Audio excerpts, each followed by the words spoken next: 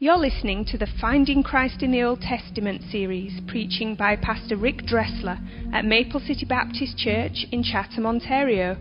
For more information about Maple City, please visit us online at maplecitybaptistchurch.com. Now there cried a certain woman of the wives of the sons of the prophets unto Elijah, saying, Thy servant my husband is dead, and thou knowest that thy servant did fear the Lord, and the creditor is come to take unto him my two sons to be bondmen. And Elijah said unto her, What shall I do for thee? Tell me, what hast thou in the house? And she said, Thine handmaid hath not anything in the house but a pot of oil. Then he said, Go, borrow thee vessels abroad of all thy neighbors, even empty vessels, borrow not a few. And when thou art come in, thou shalt shut the door upon thee and upon thy sons, and shalt pour out into all those vessels, and thou shalt set aside that which is full. So she went with him, and shut the door upon her and upon her sons, and brought the vessels to her, and she poured out. And it came to pass, when the vessels were full, that she said unto her son, Bring me yet a vessel. And he said unto her, There is not a vessel more, and the oil stayed. Then she came and told the man of God, and he said, Go, sell the oil, and pay thy debt, and live thou and thy children on the rest. Last week we talked about this story. We worked our way actually through this text. And I just want to review this story quickly and make three very quick and simple points. One that we got into last week, and the other will be fresh for this morning. Last week we saw the cry of a nameless, helpless widow. Here she had done right. Her husband was one of the sons of the prophets. He had served the Lord faithfully. He had served in an environment that was countercultural. The government was not for him. The culture was not for him. And yet he served the true and living God. He was faithful. He was doing right, doing the right thing. And then she says, Thy servant is dead. He's gone. He's finished. And not only that, he's dead, serving you, doing right. Now disaster is coming. The debts have to be paid, and we have nothing. And again, we're reminded in our lives, there comes times when we are trying to do the right thing and be right with God, and all of a sudden, the bottom falls out. The truth is, all of us are needy people who need help. Every one of us this morning. And we can look good and we can dress good, but the truth of the matter is, within all of us, there are needs, there are feeblenesses, there's weakness. And so she comes crying to the Lord. And in this story, we see several things. Number one, we see God's tenderness. She comes to Elijah. And at first, that might not mean anything to you. But remember, Elijah is the prophet of God. In the Old Testament, he was the man. He was the representation of God to his people. So she comes and she cries out. And not only does she cry out, but this woman then gets an audience with God. Elijah says, What can I do for you? And that, again, might not seem like a big deal. But in the last chapter, when the king of Israel comes before Elijah says, in essence, get out of my face. I'm not talking to you. And if it wasn't for the fact that you're standing next to a descendant of David, I wouldn't even look at you. But this woman, who is nameless, who is helpless, comes, and she has access to the ear of God. I want you to know this morning, she has access to the ear of God because she's part of God's covenant community. She had served the true and living God. And the fact of the matter is this morning that we have access to the Father as well. It is not because we are good. It is not because we are religious. It is not because we're clever or spiritual. We have access with the Father because not only do we stand near a descendant of David, as believers this morning, we stand in the descendant of David, Jesus Christ, who gives us full access to come before the Father in all of our needs. Because of Jesus Christ. He has entered into the heaven itself to appear in the presence of God for us, once for all to put away sin by the sacrifice of himself, and his blood is the purchase of this new covenant. My friend, listen to me this morning. God is not obligated to anyone. He is the God of heaven, and yet he bends his ear to his people in their need and in their discouragement and in their feebleness. We have access to God because of what Jesus Christ has done. Christ came, he lived, he fulfilled the law, he died on a cross, he was buried, he rose again with our freedoms, and now he stands as our high priest. We read the verses, or were read this morning, that we have a great high priest, Jesus Christ, who sympathizes in all of our weakness. He was tempted like we were, yet without sin. Therefore, now we come boldly to the throne of grace. We can find grace to help in our time of need. This morning, I want you to know, believer in Christ, no matter where you find yourself, no matter what you're struggling with, no matter your feebleness, we have the ear of God through the sacrifice of Jesus Christ.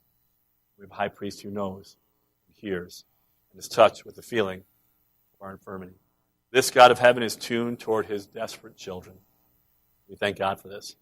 But now I want you to notice as we finish off this morning, God's tenderness, or his tendencies. We saw his tenderness, now his tendencies. We get a glimpse now how God operates in the lives of his people. Number one, God in his tendencies is better than we can dream.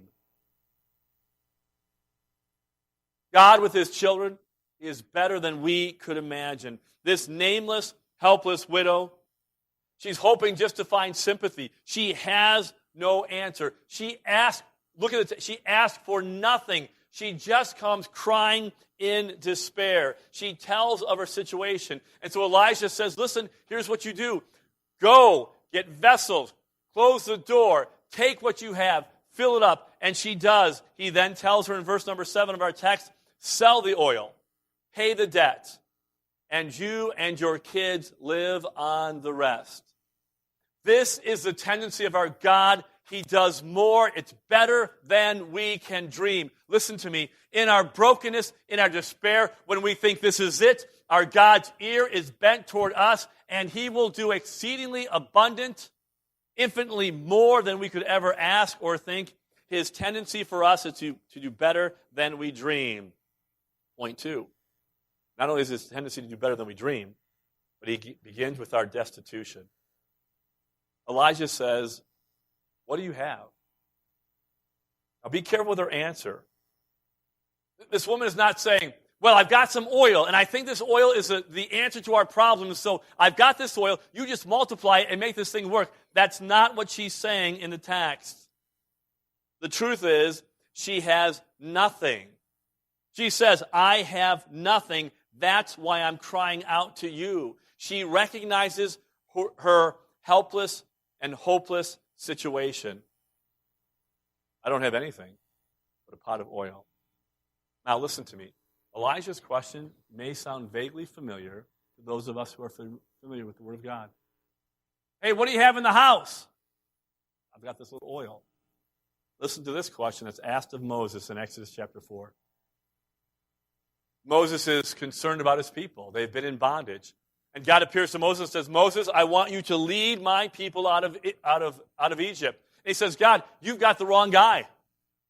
I can't speak well. If I go, they won't believe me. Who am I going to say is sending me? I've got nothing. And here's what God says to Moses. Hey, what do you got in your hand? A rod, a stick. And Moses' response is like this widow who's saying, I have nothing. Nothing. It wasn't like when God said, hey, what do you got in your hand? A stick. And Moses says, oy vey, the stick, of course, the rod. This is how you're going to deliver your people. He had no idea. What he was saying is, God, I have nothing. I am destitute. I have nothing to offer. There is no way. This situation is hopeless. God starts in our nothingness. Continues in the New Testament. In Mark chapter 6, we have the story of the disciples.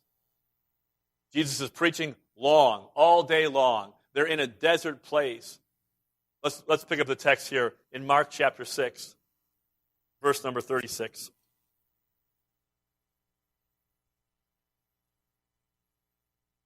The disciples say, send them away that they may go into the country round about and into the village and buy themselves some bread, for they have nothing to eat.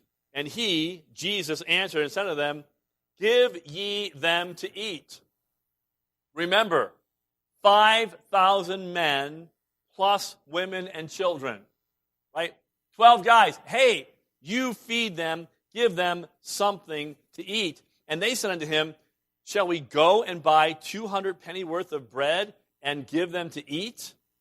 And just so that you know what he's talking about there, what they're saying is it would take the salary of 8 months to feed this many people.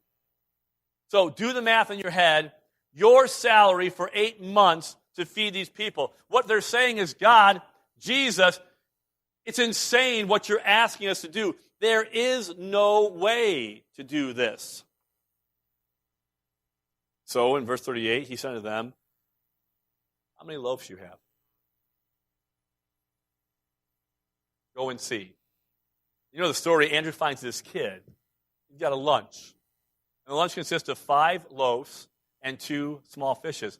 And when you think of loaves, maybe you're thinking about, Frenchy French, the big baguette. That's not the loaf here. It's not. They were wafers. That was a terrible French.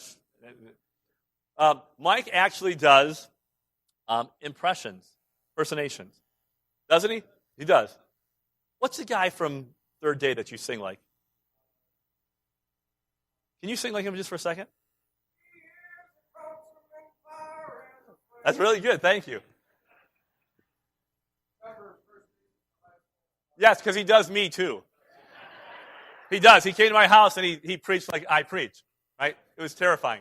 Right? That was a terrible French. That's not. But we think, okay, here's this bread. And of course, there's 5 loaves of bread here. These were small wafers and biscuits is what they were. And the 2 small fish were probably pickled. You Dutch would like this, some pickled fish, right? What they find is a small boy's lunch. That's it. That's it. That's all they had. And this is our God. He starts with our nothingness. That's what he does. This is the God that we serve. What do you have in the house? I've got nothing. What do you have in your hands? I've got nothing. What do you have to feed them? I've got nothing. And God says, that's okay, because I've got everything. Everything. This is our God. He begins with our destitution. This is how salvation begins. Does it not? We don't come to God with our religion and our self-righteousness and look, God, you're getting a prize with me. The truth is, God didn't get a deal with any of us. I love the old hymn, not the labors of my hands can fulfill the law's demand. Could my zeal no respite know? Could my tears forever flow? These for sin could not atone. Thou must save, and thou alone. Nothing in my hand I bring, simply to thy cross I cling. Naked come to thee for dress, helpless look to thee for rest. Foul I to the fountain fly. Wash me, Savior, else I die. My friend, this morning, listen to me. If you don't know Christ, there is nothing to bring to him. Your goodness, my goodness, our religion, our benevolence, it does nothing for us. We come as we are, broken and needy people, the Savior who died for our sins. This is how God operates. He begins with our destitution and salvation, and he begins in our destitution with the salvation of our struggles. We're all struggling. I look around this auditorium, and I know some things. People who struggle with loss of a loved one. In the last couple of weeks, death after death after death. Those who struggle with health issues, chronic pain, chronic suffering. Those with broken hearts, weeping for their kids, the lost. Those in financial trouble, problems and difficulties. we struggle. The very thing that symbolizes our destitution, our helplessness, our brokenness, our God makes the means of our help and blessing. Things we don't understand, the things we struggle through, God takes those things, makes them help and blessing. In our destitution, in our brokenness, in our infirmity, in our smallness, in our non-talentness, in our nothing to offerness, the Creator of God moves and He speaks and He makes something out of nothing. And this morning, believer, in your struggle, in your pain, in your suffering, in your infirmity, in your brokenness, God is willing and able and ready to move. This is our Creator. And when He speaks, He brings forth His beauty and His creation. This is what Paul said in 2 Corinthians 12, 9 through 6. He said, in His destitution, in His pain, in His suffering, your grace is sufficient for me. Your strength is made perfect in weakness. Most gladly, therefore, will I glory in my infirmities, my feebleness, my frailty, my sickness, my weakness. Why? Because the power of Christ then rests on me, and God is glorified. Listen to me. When we come, He does better than we could dream, and He starts and begins in our destitution. This is, if you're broken this morning, if you're suffering this morning, if you're struggling this morning, you're exactly where God begins in His amazing work of our destitution. And then finally this morning, He builds up what we find difficult to believe. Our God builds up what we find difficult to believe. Here is a broken, beaten down, nameless, helpless woman. She is at her wit's end. It is over.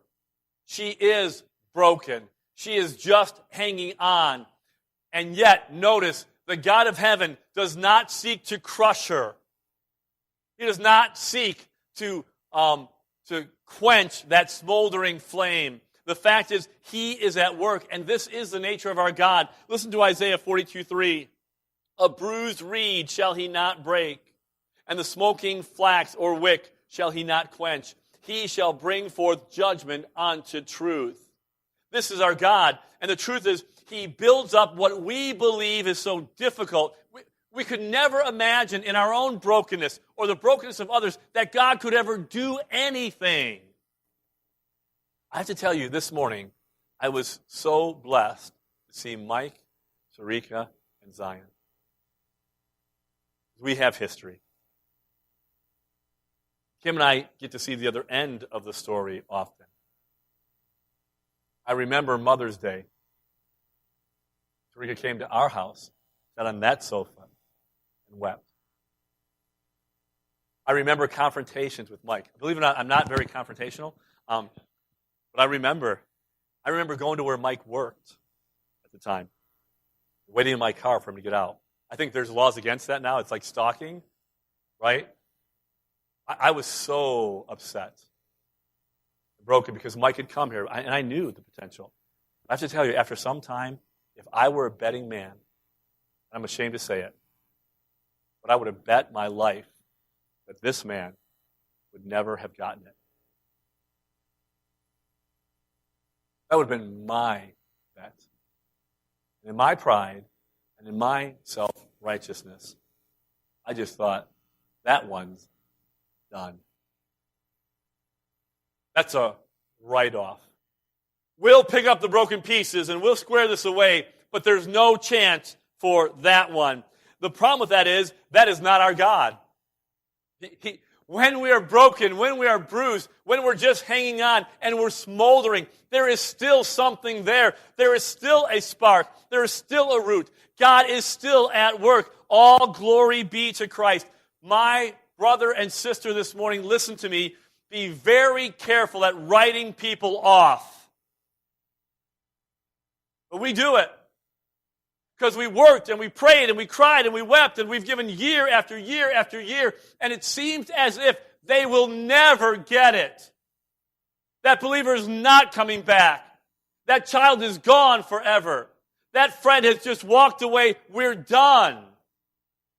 But listen to me, the story is not over. And our God is at work. And so, believer, be careful. The bruised reed, he will not break, and the smoking flax, he will not quench. And this morning, if you're here, and that's your story, that you are the bruised reed, that you are the smoking, smoldering wick, remember that he will build up and strengthen what we find difficult to believe. There is hope in our God. He is amazing. He's at work. Richard Sibbes, the great Puritan, said this about the text in Isaiah. If Christ be so merciful as not to break me, I will not break myself by despair. Right? Nor yield myself over to the roaring lion Satan to break me in pieces. Listen, and Christian people do this. Some of us, we have this past, that it's our past. And over and over again, we go back to like, oh my goodness, I'm so broken. I've got these defects. I did this and this sin. And Satan uses that, and our own self uses that to say, listen, you're done. How could he care? How could he be concerned? You're broken. You're smoldering. Listen, if Christ be so merciful that he will not break you, then don't break yourself.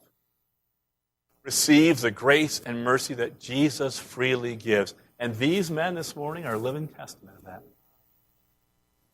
And some of you are a living testament of that. If you find yourself this morning struggling through that, then I would say to you, Christ, he will not break the bruised reed or quench the smoking flax. Our God is tender. His ear is turned toward his children. He welcomes them to the throne of grace. Think, God's throne is called, it can be called anything. Anything. It's a throne of grace.